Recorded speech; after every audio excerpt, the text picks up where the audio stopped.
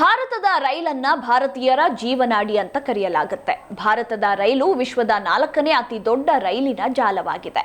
ಪ್ರತಿ ವರ್ಷ ಕೋಟ್ಯಾಂತರ ಮಂದಿ ಭಾರತೀಯರು ರೈಲಿನಲ್ಲಿ ಪ್ರಯಾಣ ಬೆಳೆಸ್ತಾರೆ.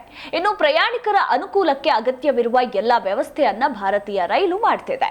ಹಾಗಿದ್ರೆ ರೈಲಿನ ಒಂದು ದಿನದ ಗಳಿಕೆ ಎಷ್ಟು ನಿಮಗೆ ಗೊತ್ತಾ? ಪ್ರತಿದಿನ ಲಕ್ಷಾಂತರ ಮಂದಿ ರೈಲಿನಲ್ಲಿ ಪ್ರಯಾಣ ಮಾಡ್ತಾರೆ. ಇನ್ನು ವರ್ಷಕ್ಕೆ 3 ಕೋಟಿಗೂ ಹೆಚ್ಚು ಮಂದಿ ರೈಲಿನಲ್ಲಿ ಪ್ರಯಾಣ ಬೆಳೆಸ್ತಾರೆ ಅಂತ ರೈಲ್ವೆ ಇಲಾಖೆ ಮಾಹಿತಿ ನೀಡಿದೆ.